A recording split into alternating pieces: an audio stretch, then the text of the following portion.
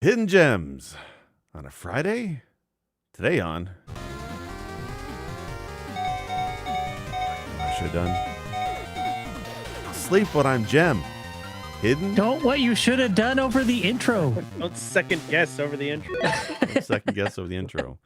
Regrets. Welcome, everybody, to another episode of Press B to Cancel, your favorite video game podcast.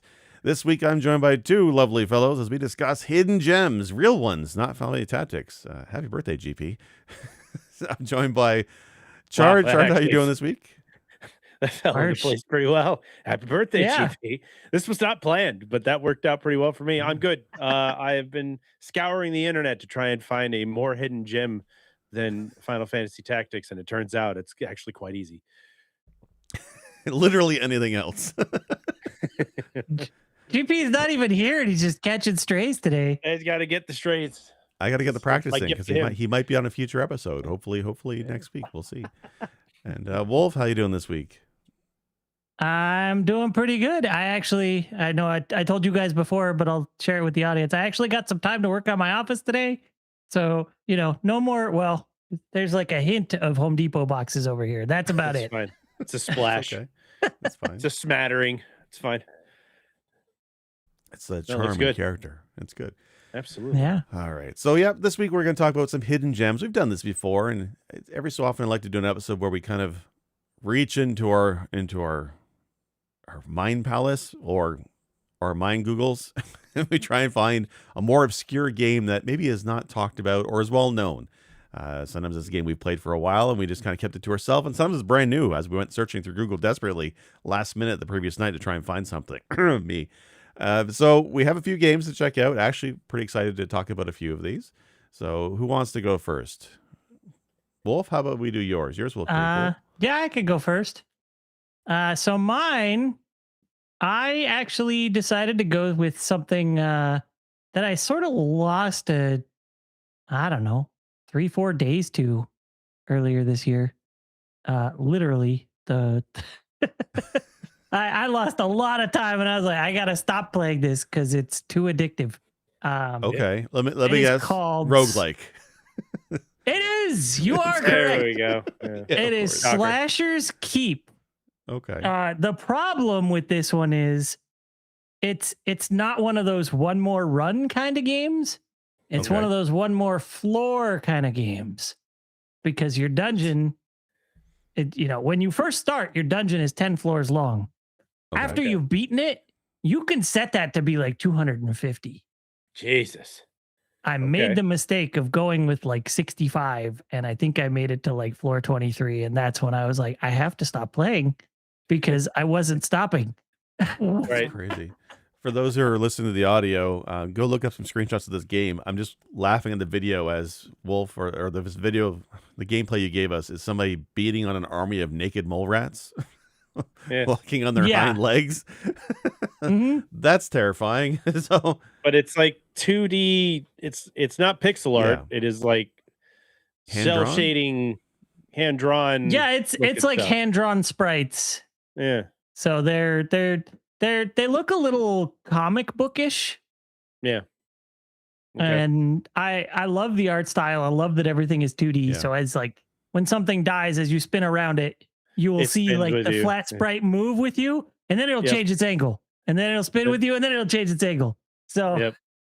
Well, it's the whole Doom, everything's it's the Doom drawn in guy. like 8 perspectives, right? So That's cool. when somebody is right in front of you but up above you and you're like right below them looking at them, they're really, really foreshortened, and it's trippy looking. Okay. yeah, I dig the style. So But this is like a yeah, dungeon like- hack and slash? yes, it is. So you start in a prison cell. The idea is to escape the prison. You're given the story between floors as to how you wound up in the dungeon in the first place. Mhm. But yeah, each floor, if you're hauling ass and you know what you're doing and you're not concerned about min-maxing, floor will probably take you 10 to 20 minutes. But if Okay. you're min-maxing the way I am compelled to do in a game like this, I spend more like 30 to 45 minutes on a floor. And so a 10 floor dungeon starts to take a while. It's fair. Some of these But weapons are yeah, funny. there's Is that a leg oh that you yeah, just picked up? the weapons are all randomized and there's I've seen some really ridiculous items in this game. Um, like sometimes it'll just be like useless stick, right? Yes, And it'll yes. just do like 1 to 6 damage, and then you'll find stuff that's like godly dragon slayer of ice and fire and shit like that. But there's a Right, sense of humor in this game all over the place. Even the final boss, like yeah. he starts to give his spiel, like his big monologue at the beginning of the fight. And the first thing I did was like just run up and start wailing on the boss. And he goes, well, I wasn't done talking. Like That's great. you're just gonna start fighting. I wasn't done There you talking. go. I like that. I like That's pretty that. cool. He starts This has complaining about how you have no respect and blah blah. So is it the same boss? So you said the first run is like 10 floors, but then after that you can kind of set your own size of dungeon. Like is it a run based game at all, or is it's just a roguelike? You just generate a dungeon and go. So there's two bosses that I know of. There's like a midpoint boss that's just a little after the midpoint, and then there's the end boss. The midpoint boss is always a giant spider. So if you have a problem with spiders, you're not gonna like it. Okay. The end boss, as far as I know, is always the same guy. But I don't know if the warrior he employs is always the same person. And I'm assuming it's not, because the character there's multiple characters you can play as. You have like 1 or 2 to start with, and you can unlock more. But I was playing as the Amazon, and so the character tied to that final boss was closely connected relationally to the Amazon character. So like Okay. they refer to that character as the story unfolds, and then you end up interacting with them. So Okay. It's so how many character classes are there you can play in this? I want to say there's 6 to 8 somewhere in there. Wow. Some of them That's are pretty good. really hidden Yeah. and weird to unlock. Like Okay. there's a slime dude, there's a demon guy, there's the first dude, I don't remember what he was called, but he's basically just your standard like human guy. Right. Warrior Joe. Yeah, Joe. so there's a fair amount. Well, it doesn't matter. Like no matter what you play as, you have magic wands and weapons. And so Okay. the weapons range from like daggers and swords to hammers and great axes and stuff like that. But then the wands have different types. Some of them shoot lightning and hit multiple things. Some of them are just a kinetic blast that pushes them, and you can push enemies like off of a ledge into a pit. Yeah, I was seeing you Like kicking them Metronome? into like spiked walls and stuff. Like you can Yeah, you can use force them traps into to the your spike advantage. walls. It's great. So there, you Okay. actually can unlock quests from time to time, and sometimes the quest is like, yeah, it cause an enemy to trigger a mechanical trap. So you got to like run around a door, like run through a hall, like have them chase you through a hallway, jump over the floor plate that triggers a trap, and let them step on it, and then this giant spike door just swings about and smashes into them. And the spikes are Elden always an Ring. instant death for the enemies. It's great. Yeah. That's awesome. Yeah, I dig this. This looks great. I never heard of this one before, but I really like the style. I like it's a retro style in terms of, like you said, limited animation, right? Like it's billboard textures, but they do have some frames. Yeah. But then it's all like a high res illustrated look. Yeah, It's a really very good clean. combination. Yeah, it's very Yeah. clean. I dig the enemies look really cool. I love randomized dungeon generation. That's my thing. Procedural generation has always been my jam. I don't mind roguelikes, but I get tired of the ones where the runs are very quick and you have to grind out runs to unlock things. But if you can Yeah. set your dungeon size in this, then it seems to be like a much longer gameplay, which I I don't would probably dig. remember if you can set the dungeon size at first. I think you have to beat the game once to be able to set your dungeon size. So Which it's is 10 fine. floors to begin. And then after that, you can set it to like stupid long if you want, or really short. So there's really like 3 looks to the dungeon. There's this standard like castle dungeon that you're seeing in the video here. After you beat the spider boss, you're in a more refined. It looks like you're in kind of a foundry. Oh, there you go. That video that you brought up is showing the foundry area. And then when you get to beyond that, you're in sort of like a mansion or something for the last few floors. But yeah, sometimes like later on, the dungeons become multi-tiered. The dungeon floors become multi-tiered. So you'll end up like crossing over an area that you went through, and there's secret passages to find. Like sometimes in the first area, you'll find a poster that you can tear through, and then you find a secret passage that goes and leads to a prison cell. I'm watching this video. It looks like there's weapon crafting as well. It looks there like is weapon crafting. There is like slapping stuff together on here. Yeah, so you can craft weapons. Like the nicer pieces you find, the better the weapon will be. You can later disassemble those weapons and reuse parts to craft a better one if you have new, more impressive parts. You can also break down weapons that you found and get a random piece from them. There's like skills tied to that make it to where the higher your skill is, the better the items you'll get, or the more items you'll get from it, stuff like that. Same with crafting skills, because there's so many skills in this game. It's stupid. There's skills tied to everything, but like types of magic damage, types of weapon damage. You'll add poison to your weapon. You can eat spiders and they don't poison you. They heal you instead. There's stuff to where as you hit enemies, you regen health from the damage you do. It's ridiculous amount of skills. So basically the way it works is you're a prisoner. You start at the beginning. You open weirdly, there's no like find a key and get out of the cell or anything. You just walk against the cell door and it falls off the hinges. Like you do. And then there's a treasure chest right there. You open it up and you get like 2 to 4 random pieces of gear, usually a weapon and a couple lame pieces of armor. And then you're on your way and you start finding things, killing things, getting loot, stuff like that, progressing through the dungeon, leveling up. And there's 2 types of play. There's permadeath and there's regenerative. I don't remember what the regenerative one was called, but permadeath, you die, that character is dead. That's that. That file's done. The other mode is if you die, you see right here on the screen, there's dropping things down what looks like a laundry chute. That all goes back to the chest at the beginning of the dungeon. So if you die, you might lose a level or 2. You might lose skill or stat points. But you can keep everything you had on you drop. You don't have anymore. But anything you sent down that chute is in the treasure chest at the beginning of the dungeon again. And so this time you're not starting as level 1. You're starting as maybe level 5 with a few pieces of gear, or level 12 with a bunch of gear. Okay. Interesting. Okay. There's also potions you could find that give you stat upgrades or just experience or whatever have you. The game is just, it's so elaborate.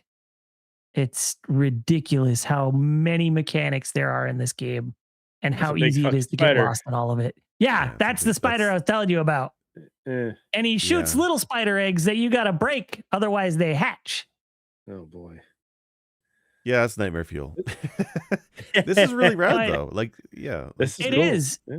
And honestly, the easiest way to kill the spider is using his poison against him when you break the eggs. So the eggs explode into poison. Oh, you can then walk in it. Okay, he comes and walks in it and just eats poison damage while he's circling around trying to get you. That's the fastest way to kill it. That's crazy. Pro tips. No matter how overpowered I got, that was always the fastest way to kill him. Pro tips. You hear it first. Yeah, I dig how like there's definitely a lot going on from what you explained and what I see in this video. Like I love the crafting system, looks really cool. I like the idea of the different classes you can unlock. I like the variety of enemies I've seen. The graphics are really good. This seems like a really great game. I was looking up on Steam to see what else this studio's done, but I guess it's one guy who made this game, and this is his first game, looks like, on Steam. And it looks like he's done a hell of a job. It's a solid game. Yeah. Like, when did this come out? How long ago did this come out? 2019? I've Really? had it for quite some time. Maybe 2021. Let me see. Crazy. It also says it says Steam Deck support. It's flagged playable. Have you tried it in the Steam Deck? Does it work okay? I have not. But I figured it would probably not be easy to control because it's very much a mouse and keyboard type of game. Oh, okay. So it's not controller, no control okay. support. Okay. Came out at the tail end of 2020. Okay. Damn. Yeah, I wish I played this. Yeah, This looks good. it's fun. The story is interesting and not heavy-handed. The dungeon exploration is really fun, really interesting. Sometimes frustrating. And the sense of humor is off the charts. As a roguelite would be. Yeah. That's cool. You'll hear you'll hear these wall things. Just the quest givers are like these faces on a wall, and they're just rambling nonsense nonstop, just constant telling this story. And if you listen long enough, it cycles back around to the beginning and keeps going. So it's like you wander up, and as you hear it, it's like muffled and gets more and more clear as you get near to him. So you don't know, like he was already talking when you got there. Right. And he's still talking after you leave. And if you just sit there long enough, you'll hear him cycle all the way through, and there's no clear break as to where it started and where it ended. Funny. Nice. That's cool. I like games that have that kind of ambient goings on while you're in the middle of it. It kind of just brings the lore to the next kind of level. Yeah. Like I've tried a few hack and slash dungeon crawlers. Like I know like Sinistar raves about Bard. I almost forgot for a second. Bard's How Tale. could I forget the name? Bard's Tale. But that's like wow. I think that's more Sinner. It's just I just haven't paid attention enough, I guess. But yeah, but a lot of those games are more RPG first than anything else, and they're very, very slow and stat driven, and I bounce right off them. Or they're just there's just not a lot going on in terms of like the combat and stuff. But this one looks like it has pretty fun combat, very actiony, a good variety of stuff in the game. I love that crafting system. That looked really interesting. This is definitely one to check out. I should have checked this out earlier. This is definitely my jam. Yeah. This definitely looks like a good time killer, like on the vein of Vampire Survivors, Vampire Crawlers kind of thing, where you could just run it at nauseum until you're like, okay, I'm ready to go to bed, and then you find out it's 3 a.m. and you had to work. So I do have to say I'm surprised this game is not a bigger seller and more recognized, like more well-known game. The way I learned about it was I think Northern Lion was playing it. Okay. And he's got a huge audience. So the fact that people didn't go snag it up from watching him, it's kind of surprising. Like I'm sure there was a bump, but I think the game only has like 1,500 reviews or something on Steam, which is not a ton. See what you will, but Press B to Cancel has been known to give the old Balatro bump. So... 1647 reviews. Slashers Keep bump. That's not that many. I'm just looking at where's Steam charts. Oops. I'm just curious how many people have played this on at the same time. Like, but yeah, like this is 6 years ago now, and I'm kind of surprised he hasn't done another game. Because like this one is definitely a solid first game. I'm hoping it was reasonably successful for him for the time he put into it, because it's a really solid game, and I think it got updates for a couple of years. All-time peak on Steam is 1,200 people, so that's a very small amount of people, and that was probably when it first came out. Crazy. Yeah, this is a solid pick, dude. I want to check this one out. I think it's like $15 Canadian. I saw on Steam. That's a pretty good price. I wish it had the Steam Deck support, but I mean, this thing came out before Steam Decks. Just then, I'm just not a mouse and keyboard guy half the time these days, but that's pretty solid. Right. Good pick. All right. Yeah. Chard, how about you? Let's do yours next. All right. I actually just finished streaming mine not too long ago, and people could either poo-poo me on this or, tell me, yeah, I've never heard of this game, but it's been around for a while. I forget how many. I need to get my Mind Palace open for this. I don't remember the stats on it. I'm terrible. I know. You talk. I'll look up stats. Don't worry about it. I'm looking. 2022. Looks like it's a Okay. 2022 survival horror game. So I played Signalis. Signalis is a game that I brought to the table today. It is it's a retro inspired tank control-y, but not tank control-y survival horror game. Shocker. Um You? it's No. yeah, me? Yeah, no, shocker. Not right now. Just like might as well play Dark Souls with this.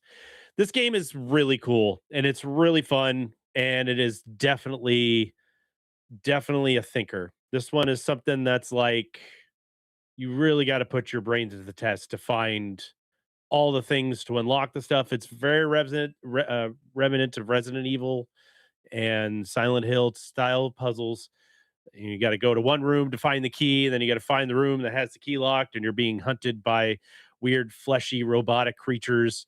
The soundtrack is super banger, great soundtrack, spooky atmosphere, really cool game. Major starvation on ammunition, major lack of inventory space. Like the inventory um management in this game is for real. And honestly, you get like 6 slots to work with, and that includes ammunition and a weapon Oh, and whatever else. Yeah, there's any space. If you have pockets, something's in it. Like you can't do anything about it. If you have a flashlight, it takes up an inventory slot. And it is very much a juggle game. But you get like Resident Evil, you get like a treasure chest that you can put your stuff in and save points. You get save rooms all over the place. They're pretty well, located from around the map. And it's a lot of back and forth. It's a lot of go to this room, come back, go to this room, come back, unlock this room, go to this room, go downstairs, go upstairs. There's a whole lot of traversing. There's some really cool features in this game where a lot of you have a radio frequency that is attached to your character, and you use it to solve codes or unlock doors because it'll tell you like tune to this frequency and it okay. plays. It'll be like what did we call it? Like the spoken word numbers that are it's all in German. Not the obviously not the a lot of it's written in German and a lot of it's Okay. written in foreign language, but it is still very English. Like there's still a lot of English writing, but it's one of those things where it's like I don't know, where it's like maybe the English isn't the first language of this new future. It's just part of it kind of thing. It's exceptionally well done and it's very good story. It's a very bizarre story. Makes you kind of think. It's got multiple endings, but the best part about the way the multiple endings work is it's not you don't have to unlock this thing or find this thing. There's like one special ending that you have to unlock and find a few things, but the game sees how you play it. So if Okay. you are pretty cowardice and running from a lot of fights and hiding from a lot of things, you get one ending. And if you're really aggressive and you defend everything, you get another ending. And if you're in between, then you get like an in between ending. The game actually ended at one point, and I thought it was over, and it wasn't over. There was still a lot more to do after that, but it rolled credits on Okay. me. And it's like start the game again. You want to start the game and like everything looked different like on the startup screen and I was like I guess we'll hit start and it went back into the game, but everything Huh. was different. It was really cool. It's a Hmm. really cool feature. So I was exceptionally impressed. I've been him and Han about playing this game for months since I bought it. I think I bought it last year and I finally pulled the trigger and I am so glad that I did. This game was awesome. I loved this Yeah. game. Is it so it's definitely like a Resident Evil adjacent, like when you say the tank controls, limited Mhm, ammunition, slots and stuff. mhm. Is it got like the Resident Evil style puzzles as well? Yes, It yes, does? like Okay. find the key, put it in there, Right. move the thing Yeah. around to unlock something, create a design. Honestly, the coolest thing about this game were the puzzles that you had to use the radio frequencies. Like you had to Right. find satellites. You had to use like a satellite triangulator and figure out which satellite was active that would play the passcode to unlock a audio lockbox that would only unlock if the code was said. So you play the radio over the lockbox and it opens it up and you can grab what you can. But they were using that all over. There's enemies that you have to tune to their frequency and you can tune the frequency like in game. It's not just like you pause it and do all this stuff, Right. and it'll feed back the enemy and it'll kill them. Like those kinds of Oh, puzzles that interesting. will help out. Yeah, it's got some really cool. It's not like there's only certain enemies that it does this with, but Right. it's it's got all the crazy writing on the wall and it's all digital looking. And because I guess the premise is you're a robot. You're like you're not a you're not you're an android. You're not a cyborg, you're an android, and you Okay. are put on this ship with a pilot, and your job is to protect the pilot, but the pilot's missing when you wake up out of stasis. So you go and find the pilot, and then it just goes off the fucking deep end. Like what you start playing the game does not end how you think like what you were doing in the game. It's one of those really cool. It's almost, I don't want to say Lovecraftian, but it's almost very Lovecraftian in the sense that it's Right. just like this weird I don't know. It's got really good lore. Jake, I think you would really appreciate the story within itself with the lore that's attached to it. And no, it's not Yeah. an item, so you can actually read it in papers and stuff. Oh, But you have I to do pay love it when the attention. plots on item descriptions chart. That's my I know favorite you thing in do. the world. It's a big I've big been fan of saying that, more games need the story written down. for No, sure. it does look really interesting. Like I do like Resident Evil, but it's hard for me to get into that. It's hard for me to get into that gameplay where I can't shoot things because I'm worried about going to run out of ammo. That drives me Yeah. nuts. And And I that know is a that gets major thing better here. and yeah, see that gets better in some of the more modern Resident Evil games. But like in Mhm. the old ones, you used to have to resort to a knife or just running away. So I guess that's the case here, where running away is an Yeah. option. A lot of Um, running, stun batons, and then if you okay, knock something down, it can get back up. Like after some time, it will resurrect itself. okay, There are ways to permanently stop something. So if you're in a room with like peon enemies and then like a, a big bruiser, you probably want to use your stuff to take out the big bruiser right, so it doesn't come back, but you can deal with like the little skittery things that are running around. But right, it'll catch you off guard, and you can sneak fairly effectively in here. But if you have your radio frequency on and you enter a room, you will automatically get aggroed immediately. And if you have your Hmm. flashlight turned on at any point and you walk in a room, you will get aggroed. But if you okay, don't have those things on, you can traverse a room and pretty much get past most things if they're not right on top of you. It's really clever because if yeah, you don't have to if I've never was trapped. There were points in this game where I was like, I cannot solve this goddamn puzzle. I don't know what the puzzle is. I had to look up a few things, which frustrated the hell out of me because I don't like right. doing that. But you can't there's nothing you can do about it. If you can't solve the puzzle, you're just running in circles. But there's things like I missed a door that I didn't open up that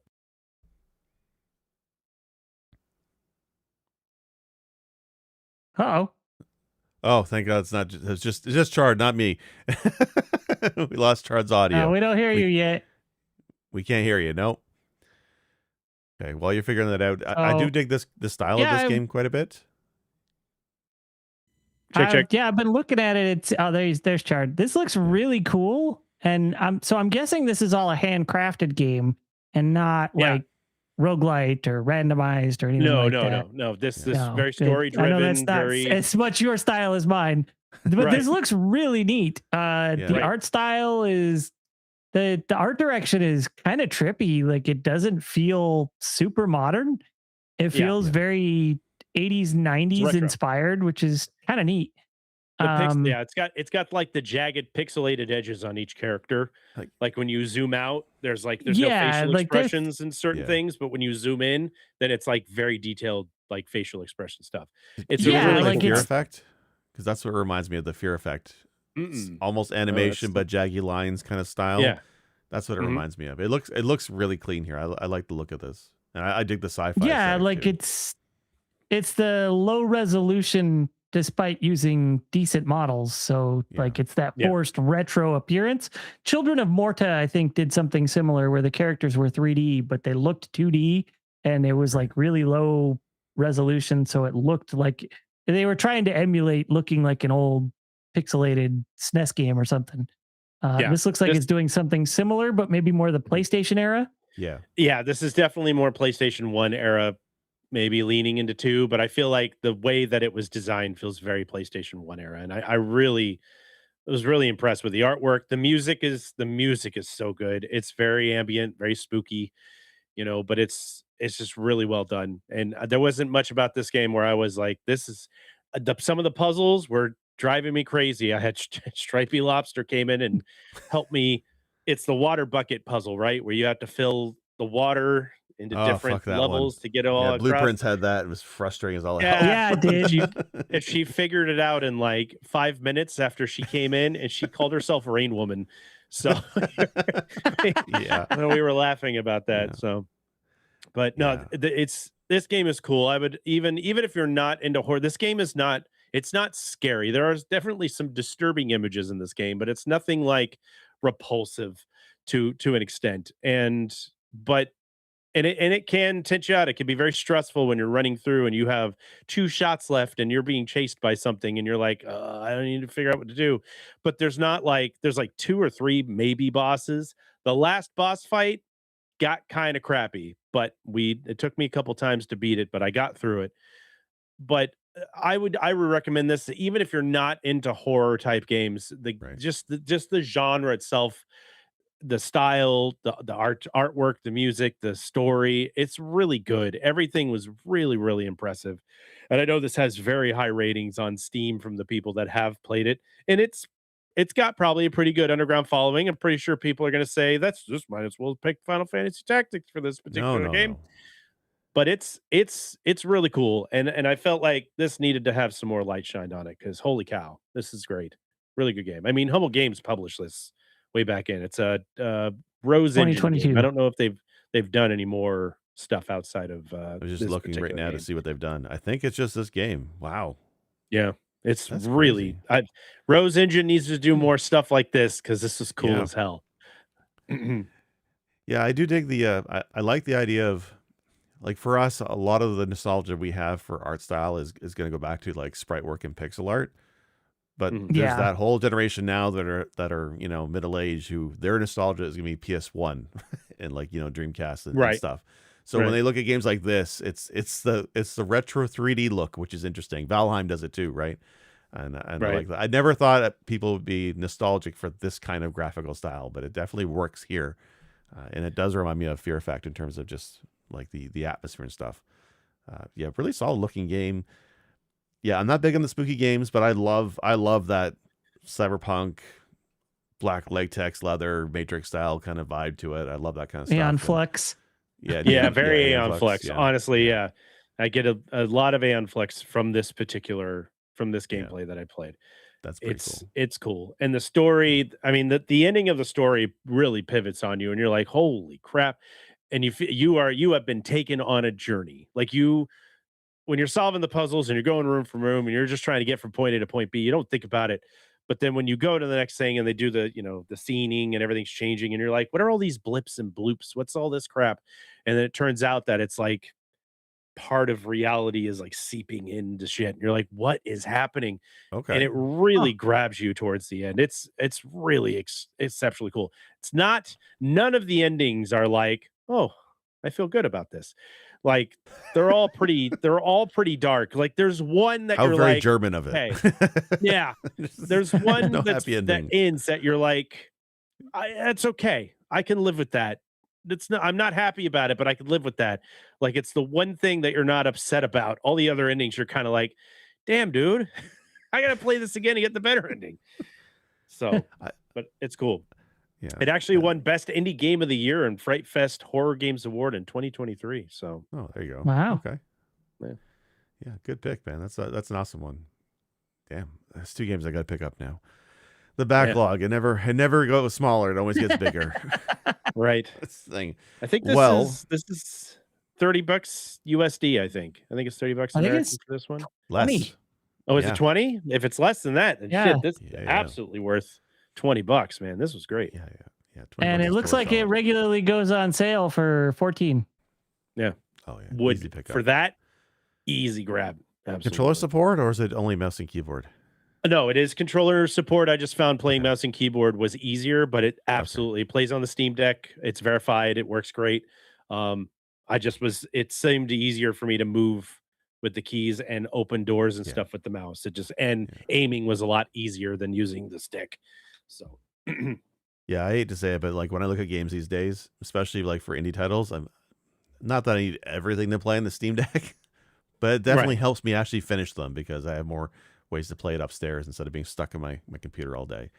So I love that fucking Steam Deck. Yeah, I played All this on right. the Steam Deck before I played it on PC and was like, "Okay, Got it. this has to be on the bigger screen. This is way too cool. I can't contain it in this little screen. It needs to be bigger. This is really cool." Looks good. And for those who are maybe trying to remember what this was, it's Signalis. Signalis, yes. Signalis. Yeah. All right. Well, my pick. So I'm going to go for one that you can get for free. I'm going to actually go with a retro hidden gem, and I am probably going to butcher the hell out of this one, but I will try my best. It is Mitsume ga Toru, which is also translates as the Three-Eyed One, and this is for the NES, I believe, or the Famicom. It's a Japanese-only release from Natsume, and released in 1992. So it's a late entry NES game, and it's a really interesting platforming shooting type game. Let me just pull it real quick. And I was playing this last night for a little bit, and the first thing that strikes me on this game is that it's absolutely beautiful graphics for the NES. Like, it looks really great. I mean, definitely a 1992 release. But I guess the idea of the story Yeah, is, like yeah, the story is as an NES game, it's very pretty. yeah, Yeah, and no a kidding. good variety of sprites and graphics and stuff. But the overall story, you play the character whose name is, hold on, because the naming is interesting, Hosoke Shiraku, and Okay. his best friend is Wado-san or Watson, and Hosaki Shiraku is, if you say it fast enough, sounds like how Japanese people would Sherlock say Holmes. Sherlock Holmes. So the Sherlock game Holmes, actually yeah. pulls elements of Sherlock Holmes as like it's not a Sherlock Holmes story. You're actually playing like an Right. alien with three eyes, but they used the creator of the manga. This is based on a Japanese manga, and he pulled name puns from Sherlock Holmes for this. I didn't realize that till I was looking it up this morning on the wiki. I'm like, oh, okay, that's odd. That's funny. Right. But the character himself is this like Charlie Brown looking guy, bald guy, and I guess the story You're a was good ninja, Charlie Brown. you're a good ninja driver. But you were basically like your mother. The origin of the character is you're left in the doorstep of this person by a three-eyed woman, and she's like, "Here, I need you to take care of my son." And then as she walks away, she's struck by lightning and burned to a crisp. That's the origin of the character, and he's raised by Wow. somebody. And as he's being raised, he has a third eye, and when the third eye opens, it's like an evil eye. So the story is they bandage the eye shut, and when that eye is shut, he's basically a dumb idiot. He's a fool, but he's nice. He's Okay. kind. He's gentle. He's whatever. But then when the eye is opened up, he's an asshole. He's like a smart aleck, super intelligent asshole, much like Sherlock Okay. Holmes, I guess. Right. So that's the story. Okay. So the story, the manga, and I guess in the game, the idea is like when something bad is happening, his best friend Watson, Wado-san, I guess, will take the bandage off his third eye so he can get his full power. And anyway, it's a weird ass story, very Japanese story, but it's a run and gun, I guess, kind of platformer, very large sprites. But what's Yeah. neat about this one is you start off with like your weapon is you're shooting like a beam from your eyeball. That's like magic, I guess. But throughout the game, you encounter your sidekick, and it's basically a store, and you can buy or unlock weapon upgrades. Right? There's one that will let you angle a beam up and down, so it arcs. Another one is more of a wide shot. There's one where it's a triple beam. You also have like a sub weapon, like it's like a pitchfork looking thing. You can upgrade that. All these upgrades you can unlock, and you have them until you die. So if you're good and you don't die, you can carry those upgrades throughout the entire game. But when you die, you have to kind of rebuy Wow. the items. Yeah, so it's Okay. not an easy game, but it's pretty interesting how like how different the weapons are and how you use them. Like to give you an example, like when I was playing, I think the second stage, I was having a real hard time just aiming at certain enemies. But if you if you upgrade the one crescent moon attack, you can angle the shots upwards. It makes it a lot easier. So each of the weapons has a purpose for certain situations. So you kind of always want to have your weapons. But so I struggled at the beginning with this until I realized when you kill enemies, they drop coins. Some enemies drop larger dominations of money.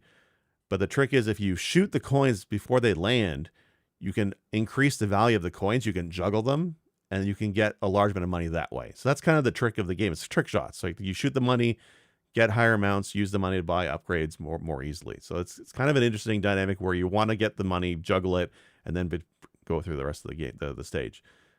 Not an easy one, but pretty fun. Like all the enemies are quite a bit of variety. Like there's totem-looking enemies. They're all like bizarre looking, straight off a manga page. But it's interesting. Like you guys have not heard of this game at all, right? I'm assuming no. I want to say that I might have seen No. these sprites before, but I'm not familiar with this, no, at all. No, to me, these sprites look somewhere between like Mega Man and Dragon Ball Z. So I Yeah. think that might be why it just vaguely looks familiar to me. But no, I have never seen this game. It's got a little bit of Mystic Ninja to me. Yes, I see that. Yeah, I can see that too. Yeah, like if Krillin wore like a blazer. And a yes, turtleneck. that is definitely Krillin. Yeah, that's like late Krillin. Yeah, yeah. But yeah, like it's Tien if he looked like Krillin and was wearing a Yakuza suit. Just all the tropes are here. It's neat, but even the bosses are pretty unique. The first boss, it took me a bit to figure out the first boss. It's like a Yakuza type character. And when you're fighting him, there's a statue in the middle of the room that shoots these like projectiles at both of you. But when you're shooting the boss, your shots bounce off him. I'm like, well, how come I can't damage him? Do I need a different weapon? Or am I doing something wrong? Well, it turns out we need to do is lure him to the center of the room, and the statue shooting projectiles at you will also hit the boss. And if it hit the boss, that stuns him, and then you can get a few shots in. So it's an interesting thing. Like I have to dodge the boss, dodge his attacks, but I want to like get close to him to lure him to the middle of the room so that he gets stunned by the statue, and then I take my shots on him. So like it's not a simple run and gun like Mega Man. There's more involved in terms of like taking down the bosses and the enemies. Like even the enemies when they shoot projectiles at you, it's not just like one shot like you could easily jump over. There's usually a spread of shots. You have to find the right way to angle your jumps through the shots. Like it can be very challenging and tricky to navigate the stages. Not an easy game, but it's a pretty fun one. But yeah, I mean this is awesome. Like I really dug the weapon upgrades. I like that system. You could swap between them at any time. So it kind of had like a light Metroid feel in terms of like, well, maybe I want this shot or this shot. You can switch. Once you learn the money trick, you can kind of unlock extra lives and health as you go. So there's ways to mitigate how difficult it is. But a really solid running gun platforming game. And never even heard of this before. I've never played it at all before. And I'm surprised I missed this because this is a pretty awesome looking NES game. This is definitely it is. Definitely got some charm to it. I like it. Yeah, I definitely did this. Yeah. Yeah, this boss looks like a young Mr. Burns. That's what I was thinking too. Really? You see Burns? Yeah. Yeah. I sing like Yakuza. I think you love. Oh, the statue. Okay. No, I was thinking the boss looked like a young Mr. Burns. That's funny. Okay. But yeah, how'd you stumble upon this one? How'd you find this? My mind Google. I was mostly looking at Famicom and FDS games. Like I've been playing a lot of NES, my mister, and I played a lot of the NES Nintendo library in North America, but I haven't done much of the Japanese library. So I was just kind of going through and looking at them, and I'm like, there's got to be something that's a hidden gem, has something that people have not heard of or has not been kind of released over here. And there's a few that I recognize, like Gimmick was one that I played a bunch.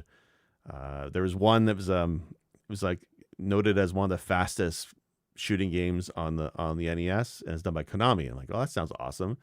And I tried it. It's bullshit hard.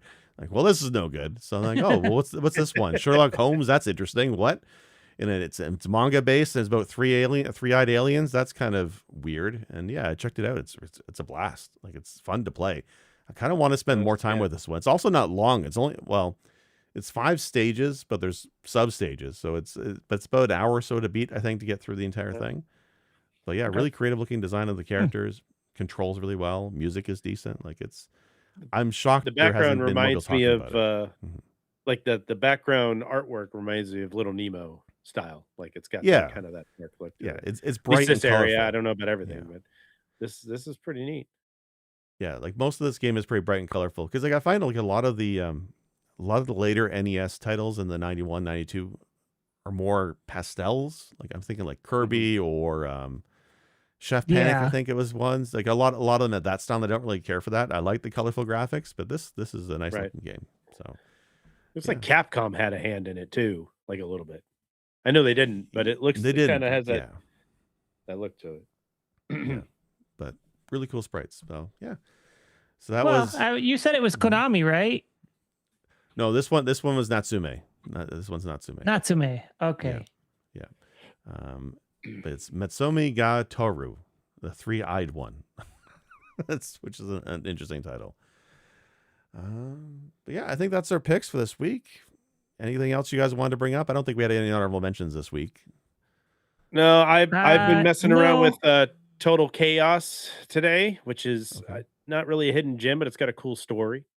It was a Doom 2 mod that became like a full-fledged, fleshed-out horror survivor game. Looked pretty neat, so shocker. I'll be dabbling into that a little bit more, but that one could probably be considered kind of a hidden gem to bigger masses. Looks pretty good for being a Doom 2 mod turned into a full game. It looks pretty damn good. So can't wait to the trailer was pretty dive nice in looking, that one actually. Yeah. That's the only one I got. Wolf, what about you? What have you been playing lately? Honestly, I have not been playing anything lately. We've still been just getting the house in order. It's like moving another 75% the size of the last place we were living in. So we have room to expand and places to decorate. Plus our anniversary just happened. So I got to go see, we all went to see Project Hail Mary in theaters. I know you guys saw it pretty early. Great we didn't movie. Get to see it until awesome. Monday. And of course, that was the day it's hit streaming. So yeah, but that kind of movie, though, we saw it in theaters. That was neat. Yeah, it's awesome on a big screen for sure. For sure. Awesome. For sure. For me, I've been kind of churning through my games and trying to get through the backlog. One of the games I've been dying to kind of finish up was Starfield. I know, Chard, you bought Crimson Desert. I bought Starfield because they did that recent Free Lanes update, which added took away some load screens. It's not bad. I'm glad I played it. The story is interesting, but it's like you can feel the DNA of Skyrim and Fallout in it, and with the systems they have. Like it does things like with the Radiant quests from Skyrim, those procedurally generated quests that happen randomly. Starfield has a lot of that, even baked into like the main story. Some main story quests will actually send you to a random planet on their map, and you gotta do the loop of the gameplay. It's interesting. It's good, but by the time I got to the end credits, I was kind of like relieved it's over, and I have no desire to do the DLC. I'm done with it. I don't want to do the new game plus. Like I'm happy I beat it, but I'm done. And it's a shame. I was hoping I would like it more than I did, but it's definitely not a Skyrim. It's interesting how much Starfield kind of built a game that really wants you to new game plus it. Like it wants you to loop through it, and I'm just not here for it. It's weird, but the story was interesting. It's like a NASA punk kind of vibe to it, and I dig it. So nice, yeah, pretty cool. No, I actually, I started going way back machine, and I was telling the guys here, I was messing around with like Parasite Eve, a little bit, playing some of that, and I even dusted off Fatal Frame, which I have not played. I didn't play any of that growing up, but I'll tell you what, on PS2, that game's pretty scary. It's got some scary elements to the game. I was really impressed. I always thought the design and the artwork was just a little, I guess, too manga-y for like my taste. But I'll tell you what, I'm around for it. I'm here for it. I'm gonna keep dabbling into some of the Fatal Frame. I know it's got a huge underground following, and it is definitely not a hidden gem by any stretch of the imagination. But for me, it's just like, oh, just check this out. I know everybody's talked about this, and I was like, damn, I can see what the big deal is now. This makes sense. Didn't it get a remake recently, or is it going to get a remake? 2 got a remake. Fatal Frame 2 just got a remaster, remake. Dropped a couple weeks ago. I think it might actually been a couple months ago. It was pretty early on this year that it got dropped. And much like Silent Hill 2, it's got a huge following for its particular. Right. It's funny because you're like, why did they keep releasing the second game of the series? And it's like, because it's the best game out of the 2, out of the 3. So but I mean, Fatal Frame's got like 4 or 5 games attached to it. I don't know if Oh, they're really? I didn't interconnected know by it's any that big of a stretch, but there's franchise. Okay. yeah, it's got quite a few and two kind of newer ones besides the remake. They actually have some newer ones that you can get on Steam. So kind of cool. Decent. Yeah. Yeah. This was a game my brother really enjoyed back then. I remember him playing through a couple of these on the was PS2. I think the first two were on, maybe the Yeah. first three. Yep. Yep. So yeah, Well, they're he good. he enjoyed these. So I've known about them for a long time, but I never played them. I'm with you. They looked a little too anime slash manga for my liking, especially at Yeah. the time. Like it just wasn't. Yeah. I also was not a huge horror game player. Like I had the odd ones that I liked, but for the most part, I was like, give me action games, give me RPGs. Right. Oh, this is good. I was really impressed with this, what I've played so far, and I will be definitely delving in more. And chances are I'll be streaming that when I get done with Tormented Souls. So Yeah, the PS2 is an interesting console. I never had one, but it had a massive library, right? Like, and a lot yeah, of folks grew up with the PS2, so there's definitely a lot of games there I missed out on.